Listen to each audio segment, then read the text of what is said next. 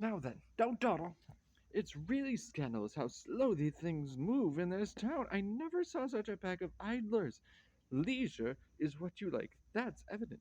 Well, I don't stand for inactivity, except in barracks and in bread lines. That sort of leisure suits my book. It drains the energy from heart and limbs and serves no purpose. Gotta move on, finish building my observation tower, and put a hedge of barbed wire around the town. Everyone has the spring flowers he prefers. Mine are iron roses. Stroke up the death ovens. They're out. There are standbys. Guards, affix our stars to the houses while I'm going to get busy. And you, my dear, start compiling our lists and drawing up our certificates of existence. A certificate of existence, he said. What's the big idea? What's the idea, you say? Why, how could you live without a certificate of existence? We used to get along quite well without one. That's because you weren't governed. Now you are, and the whole point of our government is that you always need a permit to do anything whatever. You can dispense with bread and with a wife, but a properly drawn up certificate, no matter what it says, is something you can't possibly dispense with.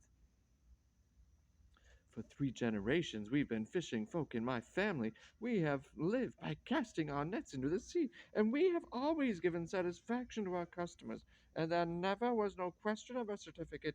That's the gospel truth, young lady. For years and years, from father to son, we have been butchers, and we never needed a certificate for slaughtering sheep.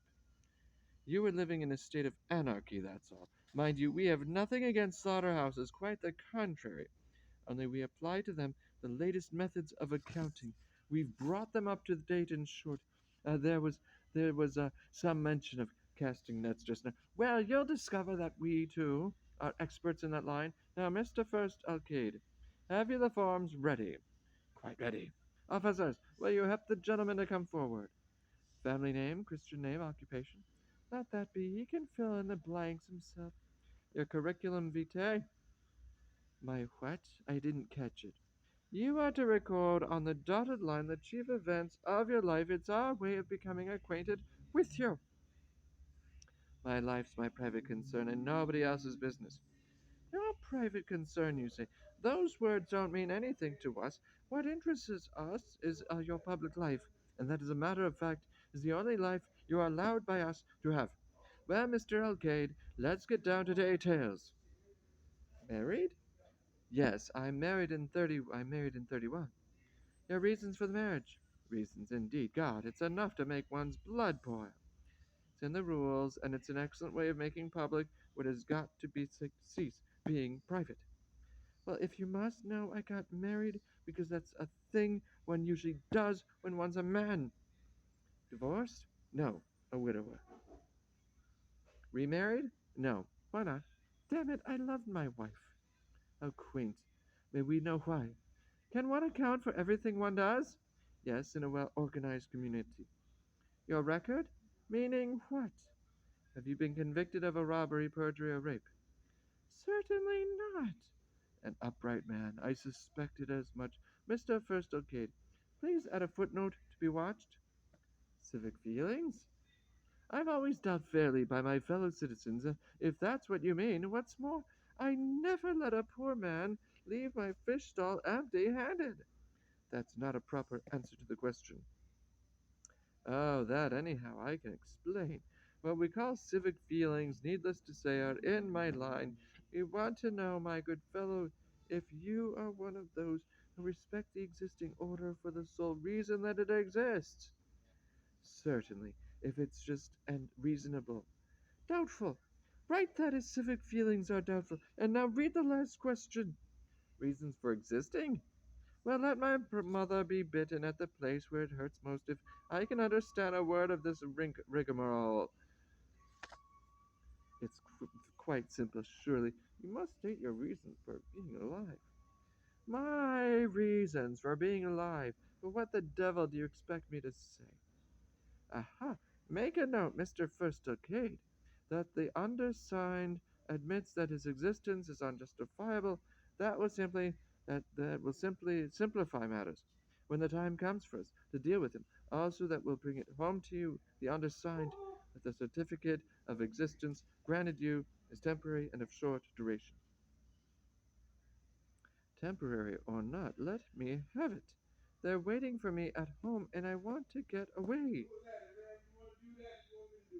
By all means.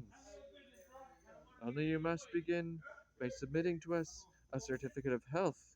You can procure this after complying with some formalities on the first floor. Department of Current Affairs, Bureau of Pending Cases, Auxiliary Division.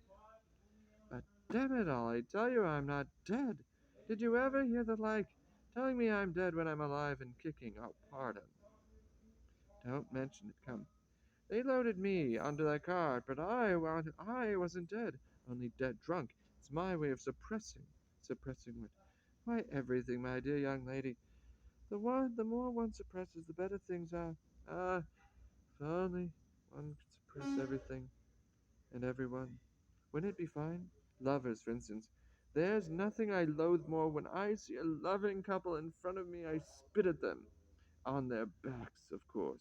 Some of them might turn nasty, and children, filthy little brats, and flowers that Google at you like half-wits, and rivers that have only one idea. So let's annihilate everything, I say. That's my philosophy. God denies the world, and I deny God. Long live nothing, for it's the only thing that exists. And how do you propose to suppress all that? By drinking till I'm blind to the whole damn world. A clumsy way of going about it. We have a better one. What's your name? Nothing. What? Nothing. I asked you to tell me your name. That is my name. Fine. With a name like that, we should get on well together. Come this way. We'll find you a job in our administration. Mr. Alcade, would you please instruct our friend Nothing in his duties? Meanwhile, you, the guards, get busy selling out badges. Good day. Would you like to buy a badge? What badge?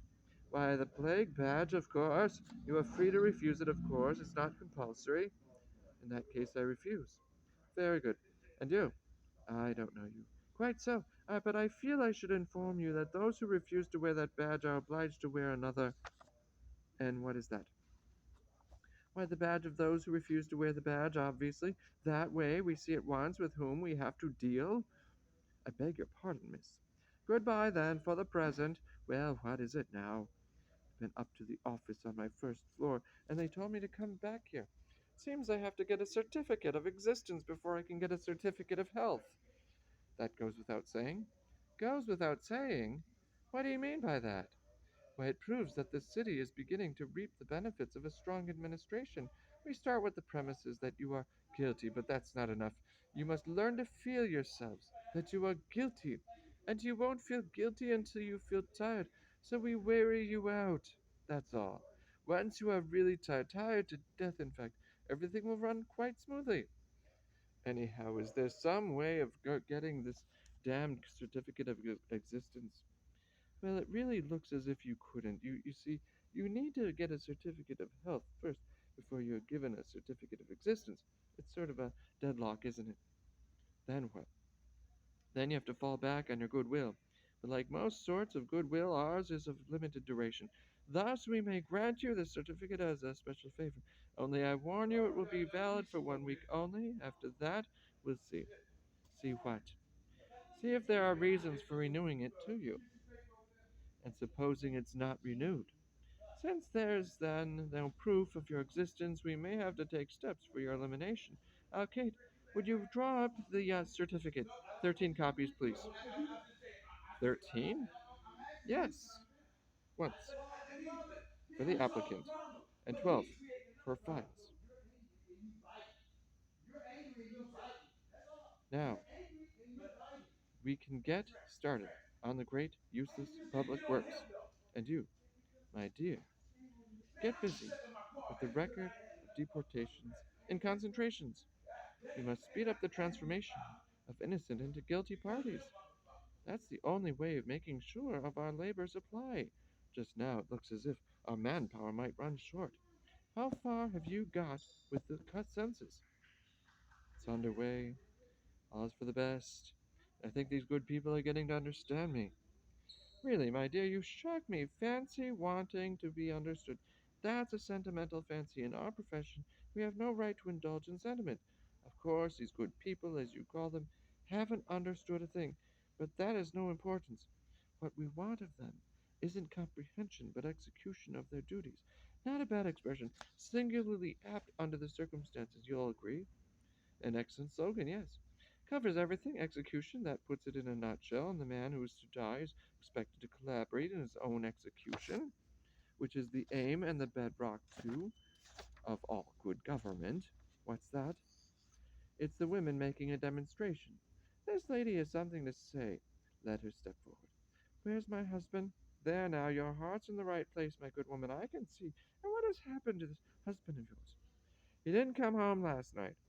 What's remarkable about that? He found another bed to sleep in, most likely. Try to take it in your stride. But my husband isn't that sort of man. He respects himself. Ah, I see, a model husband. You'd better look into this, my dear.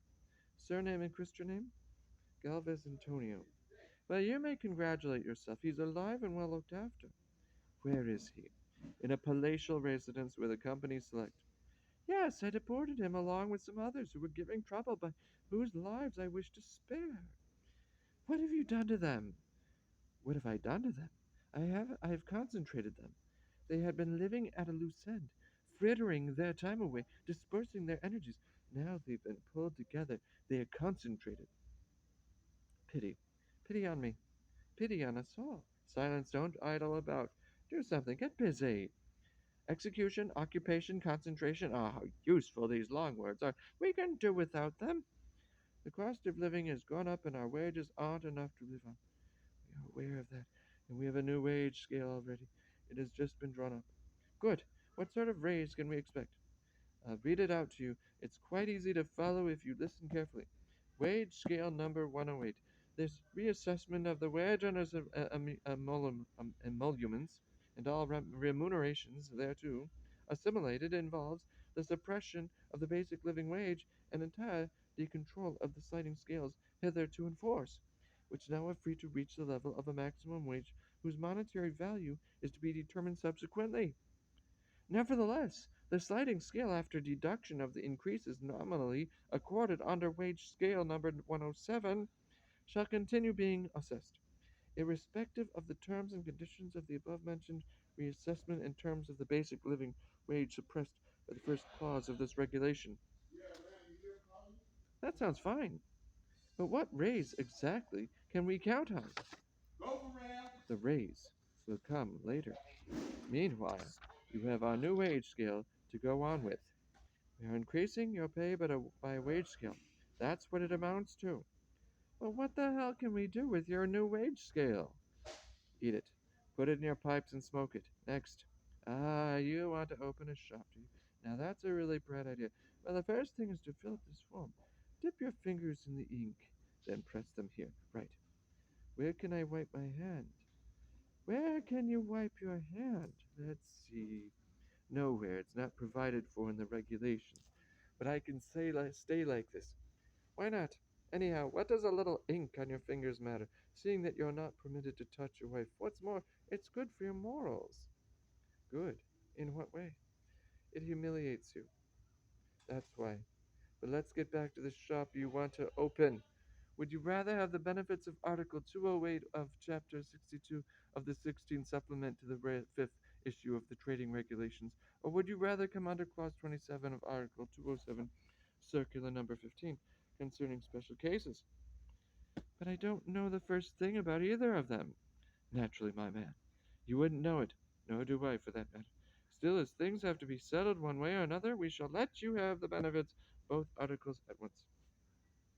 That's really kind of you, Nada. I'm much obliged. Don't mention it. As a matter of fact, I rather think that one of these bylaws gives you the right to open your shop, while the other forbids your selling anything in it. But what's the idea then? Discipline, my friend, discipline. Well, what is it, my good woman? They've requisitioned my house. Good. And a government office has been installed in it. Naturally. But I haven't anywhere to live, though they promised to find me a new house. Well, doesn't that show how considerate they are? Yes, but I've been told to submit an application through the usual channels, and meanwhile my children haven't a roof over their heads. All the more reason to put in your application. Fill in this, fill in this form. But will it go through quickly? Yes, provided you claim priority and support your claim with the necessary documents. What exactly is needed? A duly authenticated certificate declaring that it's a matter of urgency for you to be given accommodation. My children haven't anywhere to sleep. Surely that's urgent enough for anyone. You will not be given accommodation because your children are homeless. You will be given it if you supply a certificate, which is not the same thing. I never heard such talk. The devil may know what it can mean. I don't. Precisely that, my good woman. As part of our program, we want to fix things up in such a way that nobody understands a word of what his neighbor says, and let me tell you, we are steadily nearing that perfect moment when nothing anybody says will rouse the least echo in another's mind. When the two languages that are fighting it out here will exterminate each other so thoroughly that we shall be well on the way to that ideal consummation, the triumph of death and silence. Justice means that children have enough to eat and are sheltered from the cold, that my little ones can live. When I brought them into the world, the good earth was their birthright, and the sea gave the water for their baptism. That's all the wealth they need. Ask nothing more for them than their daily bread and poor people's right to sleep nights. Little enough indeed, but you deny it to them. And if you deny the poor their daily bread, no luxury, no fine speeches, no wonderful promises, you make you can ever earn you our forgiveness. Choose to live on your knees rather than to die standing. Thus and thus only will the world acquire that neat, nicely ordered layout. Those template is the gibbet, be shared between well drilled ants and the placid dead. A Puritan paradise without food, fields, or flowers, which angel police float around on pinions of red tape among beatific citizens nourished on rules and regulations, and groveling before this decorated God whose delight it is to destroy and doggedly to dissipate the delusion, dear delusions, of a too delicious age. Down with electricity. Nobody knows what anybody means. The golden age has come. Where is Spain? Where is Cadiz? This scene does not belong to any known country. We are on another planet, a planet where man is out of place. Why are you silent? We are afraid. Ah, if only the wind would rise. I too am afraid. But it does good to cry one's fear loud. Cry and the wind will answer.